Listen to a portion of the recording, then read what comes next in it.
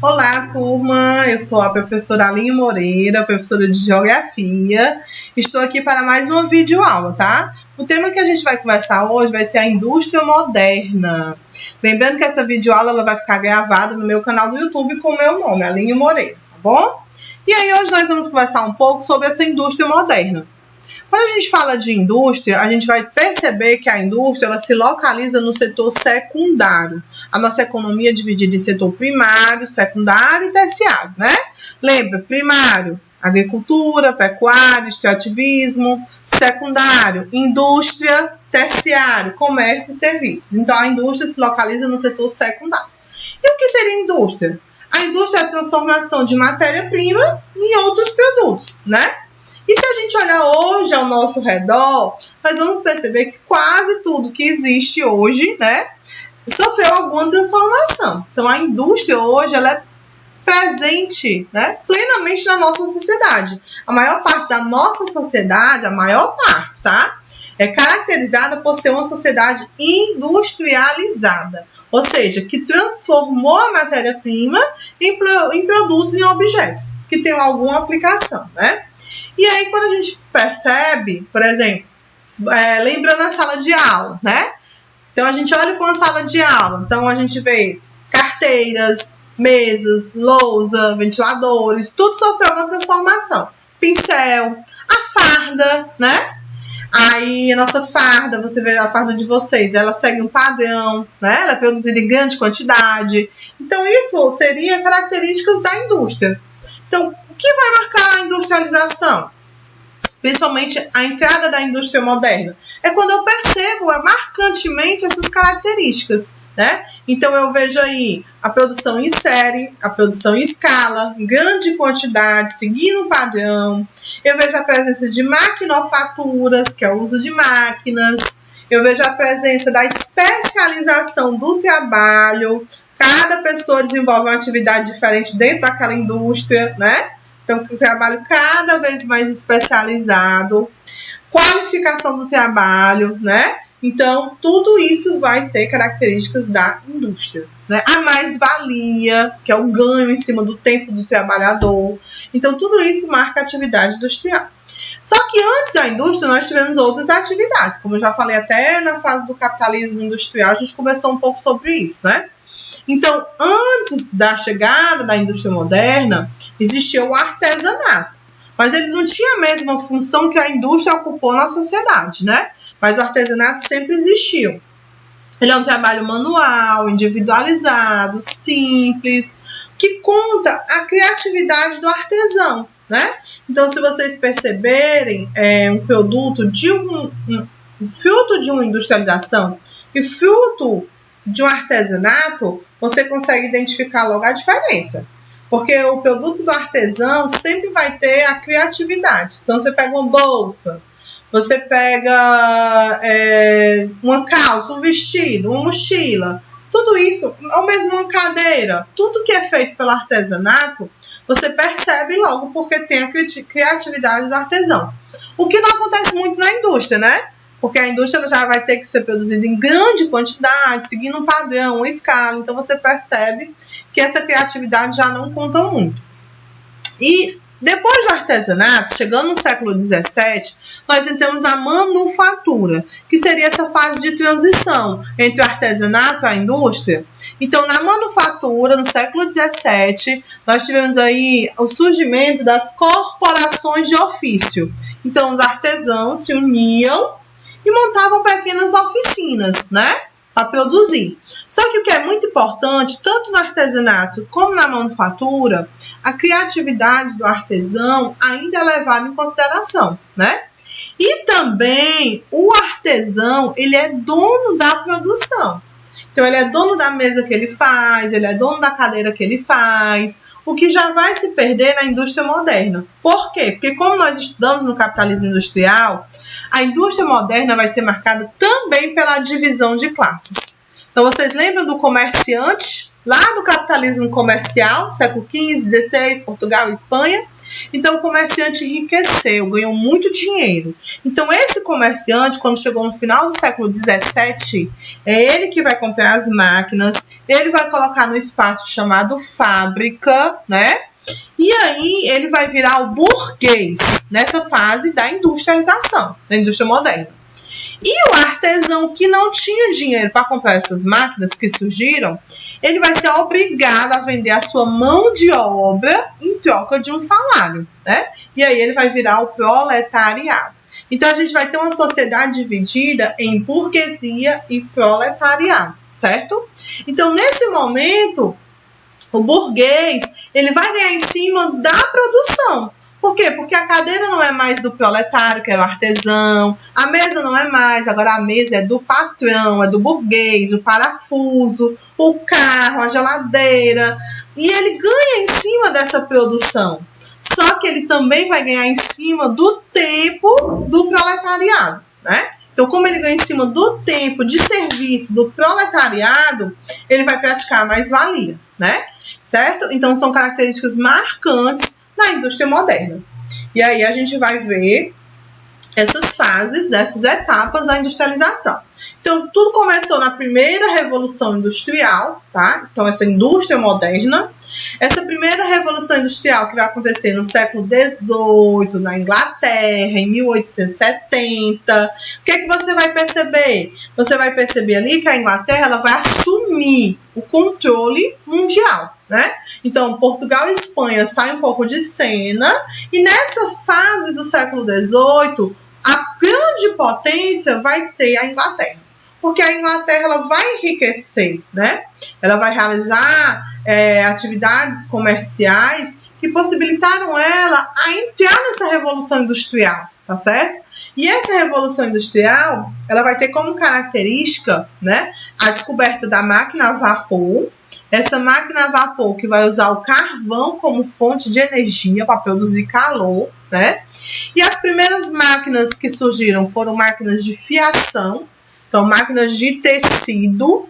Então, quando a gente falar de primeira revolução industrial, nós vamos sempre lembrar, né, a utilização de carvão mineral como a primeira fonte de energia, o uso da máquina a vapor, a indústria têxtil e o transporte ferroviário, começava a transportar esse carvão, tá? Então, esse período é marcado por indústrias de pequeno e médio porte. Então, tudo isso é a marca da primeira revolução industrial. Quando chega em 1870, né, finalzinho do século XIX, do século XVIII, até o final do século XIX, a gente viveu a primeira revolução. Quando a gente chega no final do século XIX, 1870, a gente entra na segunda revolução, tá? Como eu falei em fonte de energia, em 1852, né? Lá na Pensilvânia, nos Estados Unidos, é descoberto o primeiro poço de petróleo. E aí, rapidamente, o carvão vai ser substituído pelo petróleo, porque ele tem um poder calorífero maior. Ele produz mais energia e vão ser construídos oleodutos para transportar esse petróleo, né? Então, não que o carvão desapareceu. Então, ainda hoje, o carvão é uma das maiores fontes de energias utilizadas, mas é a segunda. A primeira é o carvão, a primeira é o petróleo, a segunda é o carvão e a terceira é o gás natural, certo? Então, a gente tem aí petróleo, carvão e gás como as principais fontes de energia utilizadas no mundo. Petróleo primeiro, carvão segundo, gás terceiro. Agora, quando eu falo a primeira fonte de energia que foi descoberta, utilizada, aí sim é o carvão. A primeira utilizada. Mas hoje a mais usada é o petróleo. O carvão está em segundo. Então, quando a gente fala de segunda revolução industrial, vocês vão perceber que o período dessa segunda revolução, ela vai de 1870, final do século XIX, até metade do século XX, tá? Então, a gente tem aí esse período marcando a segunda revolução industrial. E o que é que vai marcar essa revolução, né? Ela vai ser marcada pela substituição, como eu falei, do carvão pelo petróleo, né?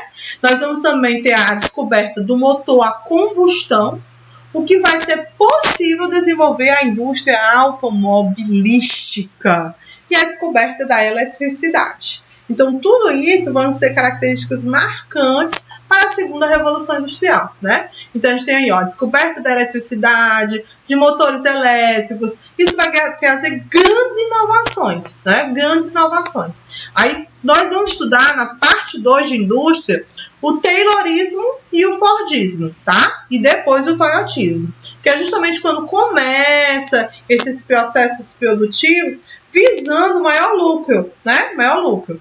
Lembrando também que nesse momento, já no final do século XIX para o século XX, a gente tem um capitalismo monopolista, imperialista. Agora não é mais só a Inglaterra que manda no mundo, né? A gente vai ter aí os países que conseguem desenvolver a indústria automobilística que vão mandar. Então a gente tem aí desde a Inglaterra, mas a gente vai ter a Alemanha, a França, aí vamos ter o Japão, né? Vamos ter os Estados Unidos da América. Então são potências que vão se desenvolver e vão influenciar o mundo todo, porque elas vão também ser responsáveis pela evolução da indústria automobilística, que é a grande marca da Revolução Industrial, certo? E aí, falando ainda, como eu estava citando, né, da segunda Revolução Industrial, a Inglaterra perde liderança, então tá aí, Alemanha, Estados Unidos, Japão. Então a gente entra na fase monopolista, né? E a indústria que vai ser a indústria desse período marcante são indústrias de base, como ele cita aqui, siderúrgica, metalúrgica, petroquímica, e principalmente a indústria automobilística. Tudo isso marca a segunda Revolução Industrial. E aí, nós chegamos na terceira Revolução Industrial.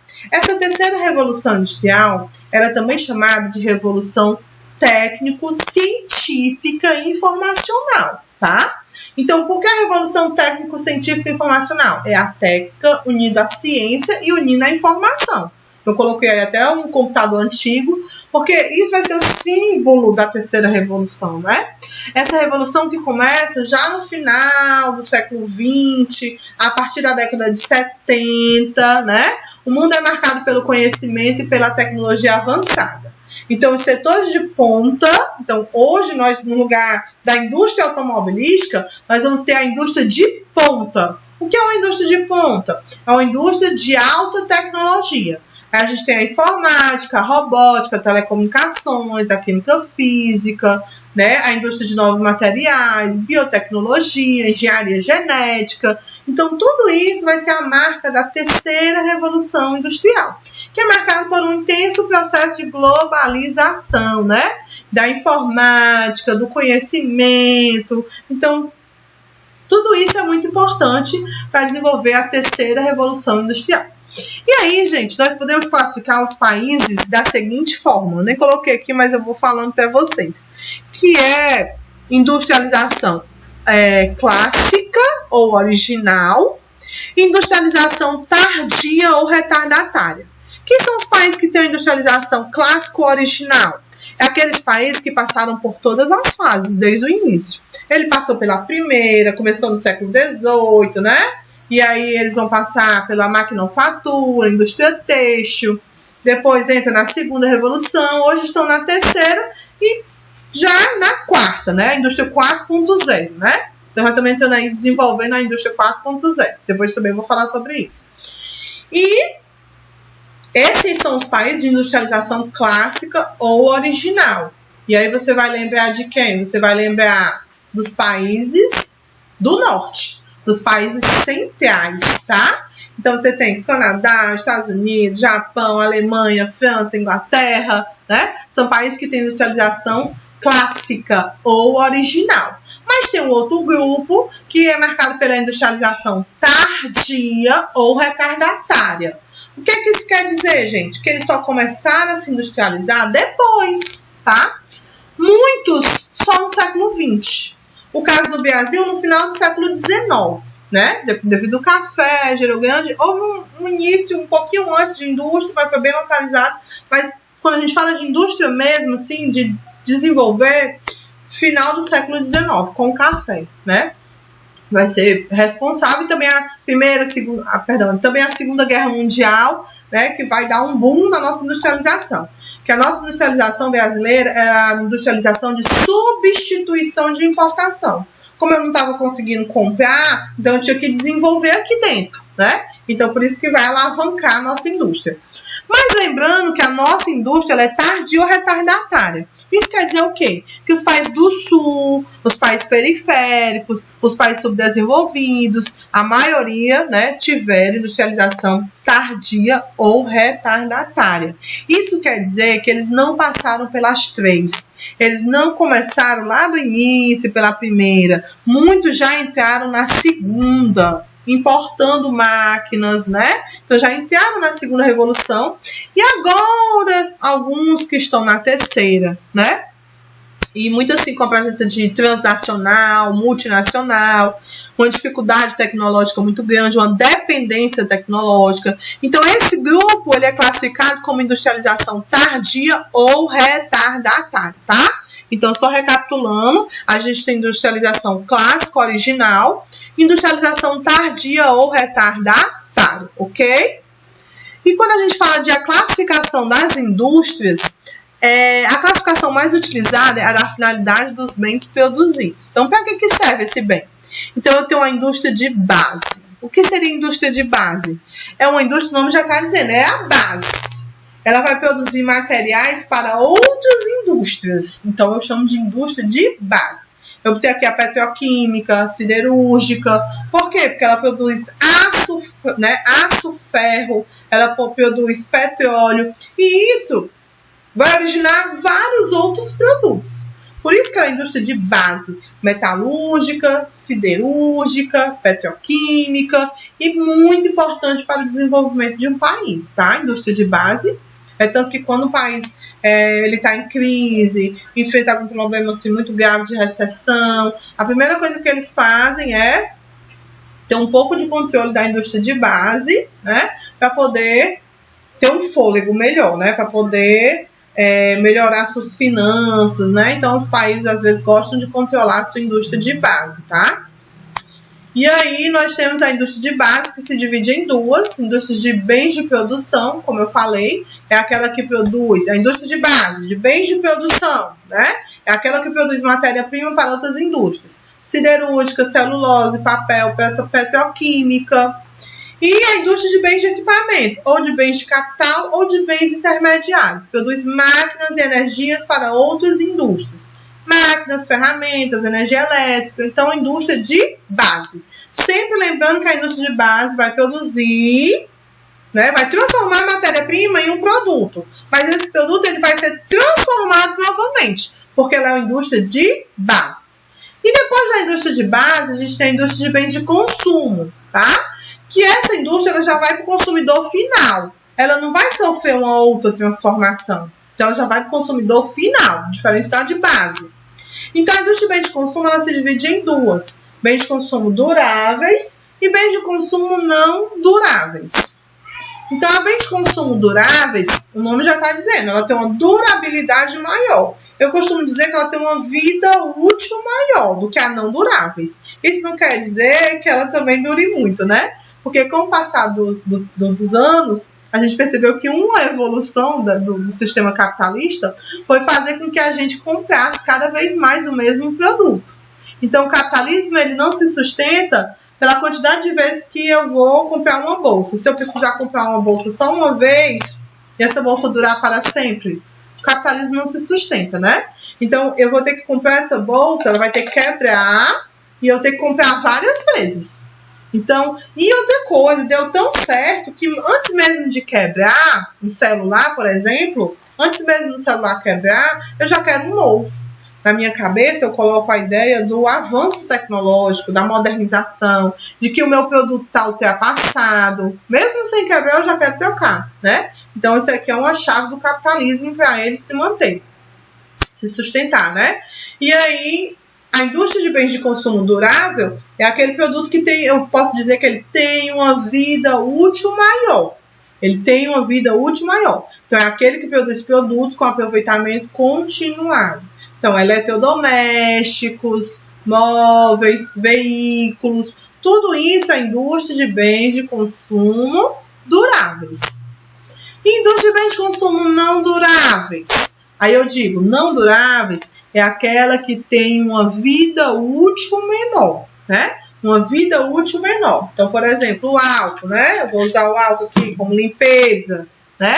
Medicamentos, alimentos. Então, esses produtos, eles têm uma vida útil menor, né? Aquele produto que produz bens de consumo rápido. Estou consumindo rapidamente o álcool, né? Ultimamente, então, com essa pandemia, é que a gente produz mais rápido mesmo, né? Consome mais rápido mesmo, né?